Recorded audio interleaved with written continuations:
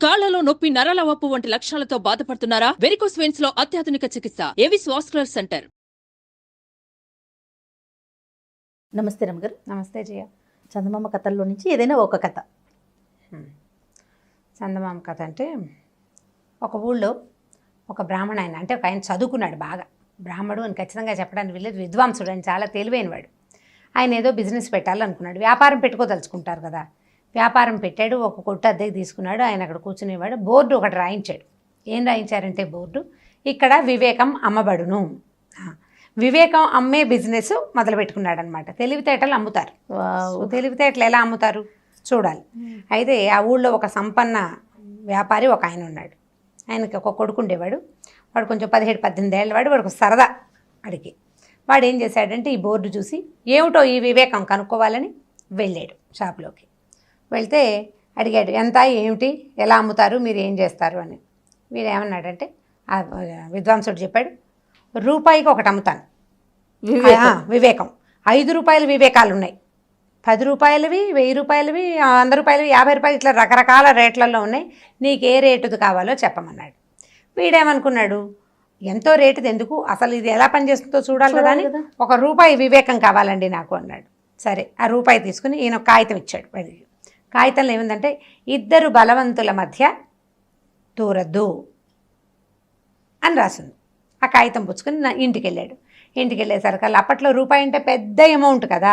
వాళ్ళ నాన్న అన్నాడు, నీ మొహంలా ఉంది, వాడు దొంగ మొహం, వాడు ఈ వివేకం అమ్మటం ఏమిటి, వాడు దిక్కుమాల వ్యాపారమును, పైగా రూపాయి వేస్ట్, రూపాయి పట్టుకురా, వెనక్కి వెళ్ళి తీసుకెళ్ళి ఇచ్చేసేయి, వాడు వివేకం అనుకొద్దన్నాడు.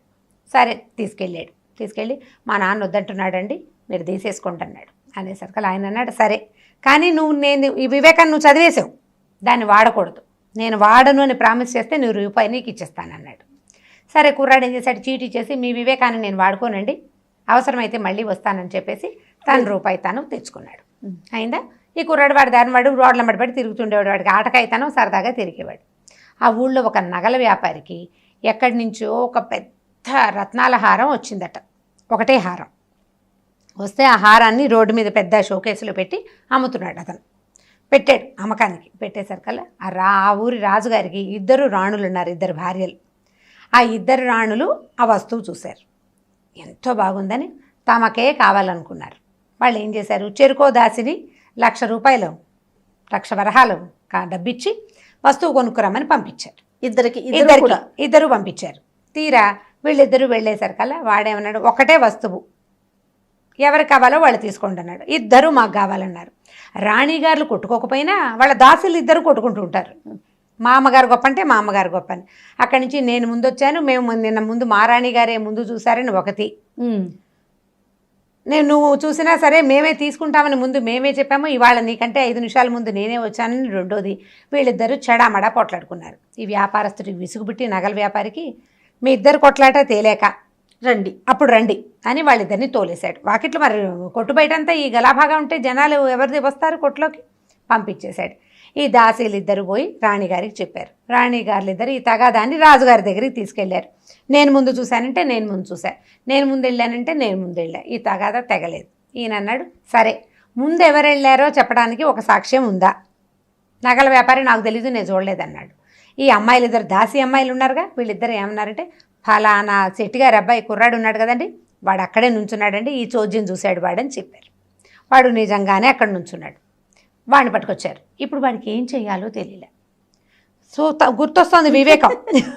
2 బలవంతుల మధ్య దూరకూడదు. ఇప్పుడు ఏ రాణిగారి పేరు చెప్పినా రెండో రాణిగారు చావట్టి చెవులు వస్తుంది. వీడికి ఏం చేయాలో తెలియలేదు. పరిగెత్తుకుంటూ వాళ్ళ నాన్నని పట్టుకుని, ఆ వివేకవంతుడైన ఆయన ఉన్నాడు కదా పండితుడి దగ్గరికి, వివేకాలు అమ్మే వ్యాపారస్తుడు, అక్కడికి పరిగెత్తారు. ఏదైనా ఒక వివేకం ఇవ్వండి మాకు అని. అయితే ఈయన ఏమన్నాడంటే, 100 రూపాయల వివేకం ఒకటి ఉంది, ప్రస్తుతానికి తప్పించుకోవచ్చు. అయితే 2,000 రూపాయల వివేకం ఉంది, 1,00,000 రూపాయలు ఖర్చు పెట్టాలి ఆ వివేకం వాడాలంటే, మీ ఇష్టం చెప్పండి అంటే, వీళ్ళేమనుకున్నారు, ప్రస్తుతానికి ఈ గొడవలో నుంచి బయటకు వచ్చేసే తెలివి కావాలి మనకి అని చెప్పేసి 100 రూపాయలు వివేకంతో ఆలోచించారు. 100 రూపాయలు ఇచ్చి ఓ కాగితం కొనుక్కున్నారు. ఓ వివేకపు కాగితాన్ని తీసుకున్నారు. అందులో ఏముంది, పిచ్చివాడి సాక్ష్యం చెల్లదు అని ఉంది. అక్కడి నుంచి వీడేం చేశాడు, ఓహో బాగా చెప్పారనుకుని రాజుగారి దగ్గరికి సాక్ష్యానికి తీసుకెళ్ళినప్పుడు వీడు మతిలేని పిల్లవాడిలాగా నటించేశాడు కుర్రాడు.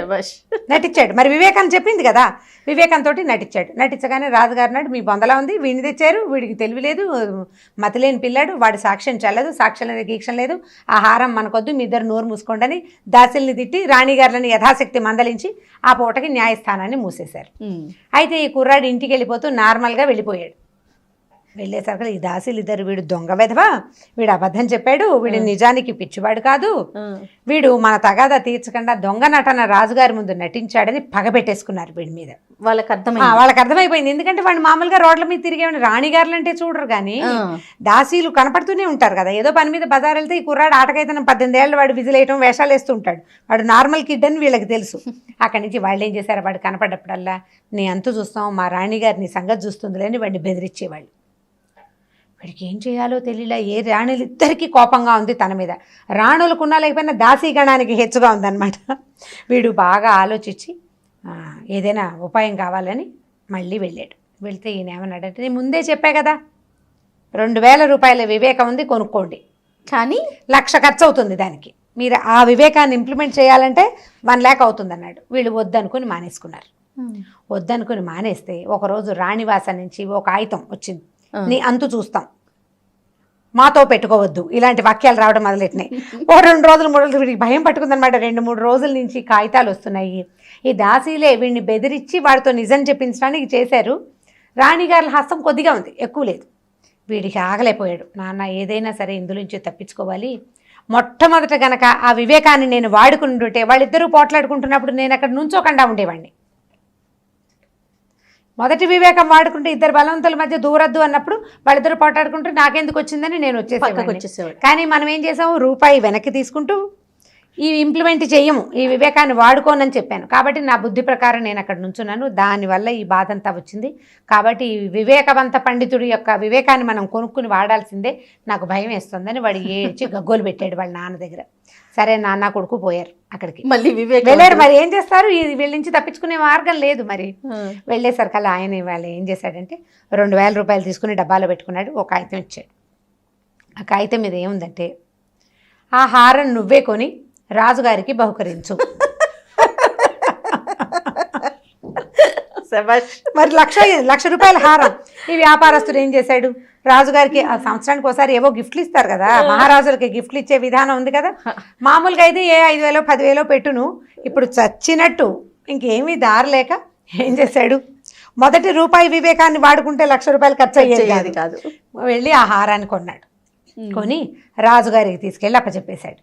హారం ఇల్లు చేరింది కదా, రాణిగారులు ఇద్దరు సంతోషించి చంకలు గుద్దుకున్నారు. మనకే వచ్చేసింది. మనకే రాజుగారికి పరమోత్కృష్టమైన తెలివితేటలున్నాయి, ఆయనకి వివేకం ఎవ్వరూ అమ్మక్కర్లా, ఆయనకి బాగా తెలివి ఉంది. ఏం చేశాడంటే, ఆ హారాన్ని ఎంతో బాగుంది, కొత్త పెళ్లి కూతురు మన కోడలు, ఆమెకి గిఫ్ట్ ఇస్తాను అని చెప్పి ఈ రాణిగారులలో ఒక ఆవిడ కొడుకున్నాడు, 2వ ఆవిడకి కూతురుంది. కూతురికి లాభం లేదు, కోడలకే కావాలి, కొత్తగా వచ్చిన పెళ్లి కూతురు. ఆ హారాన్ని తీసుకెళ్ళి కోడల మెడలో వేశారు. రాణిగారులు ఇద్దరు మాట్లాడకుండా ఊరుకున్నారు. వాళ్ళ గొడవ సమసిపోయింది. వీడు రూపాయి వివేకంతో ఉండిన ఇది బాగుండేదని మళ్ళీ వెళ్ళి ఈసారి ఇంకో వివేకాన్ని 100 రూపాయలు పెట్టి కొనుక్కుంటే అందులో ఏముందంటే, ఒళ్ళు దగ్గర పెట్టుకుని ఉండాలి అని ఉంది. తగాదాల్లోకి వెళ్ళకూడదు, వాళ్ళు ఎవరో మాట్లాడుతుంటే వినకూడదు, నీ పని నువ్వు చేసుకోవాలన్నమాట. ఈ కొత్త వివేకాన్ని కొనుక్కుని వాడు బుద్ధి తెచ్చుకుని తెలివిగా ఉన్నాడు అప్పటి నుంచి. చాలా బాగుంది. కథ కంచికి మనం ఇంటికి. కానీ ఇలాంటి వివేకాలు అమ్మేవారు ఇప్పుడు కూడా ఉంటే బాగుంటుంది. మనకి ఏది కావాలంటే అది వెళ్ళి కొనుక్కొచ్చుకొని ఫాలో అవుతామేమో. ఐడియాస్ అమ్మేవాళ్ళు ఇప్పుడు కూడా ఉన్నారు జయ, మీరు సరిగ్గా సెర్చ్ చేయటం లేదు. మీకు గుడ్ ఐడియా కావాలి, మీరు నన్ను అడగండి, రూపాయి 2 రూపాయలు అంటే కాకుండా 100 1000 ఇస్తానంటే నేను కూడా చెప్పేస్తారా? ఓకే, ఆడియన్స్ అంతా మన మామ్స్ అందరూ రెడీ అయిపోతారండి తెలివితేటల కోసం. చూడండి, మామ్స్ అంతా కూడా మీకు ఏ ఐడియా కావాలన్నా మనకి రమ్మగారు చెప్తారంట, దానికి తగిన ఛార్జీ ఉంటుందండి. మరి ఉండదు, ఆయన 100 1000 తీసుకున్నాడు కదా. కానీ చాలా బాగుంది రమ్మగారు. మనం నీతిని అర్థం చేసుకోవాలి. ఈ అమ్మటం అనేది ఇది పక్కన పెడితే మంచి నీతి ఉంది కథలో. అదే, సో పిల్లలకి చెప్పడానికి బాగుంటుంది, మనం తెలుసుకోవడానికి కూడా చాలా ఇంట్రెస్టింగ్ గా ఉంది. ఇంకొక వీడియోలో మళ్ళీ కలుద్దామండి, తప్పకుండా చేయాలి. ఈ వీడియో కనుక మీకు నచ్చినట్లయితే లైక్ చేయండి, షేర్ చేయండి. మరిన్ని వీడియోస్ కోసం మా ఛానల్ని సబ్స్క్రైబ్ చేసుకోండి. సుమన్ టీవీలో మీ పర్సనల్ అండ్ బిజినెస్ ప్రమోషన్స్ కోసం కింది నెంబర్కి కాంటాక్ట్ చేయండి.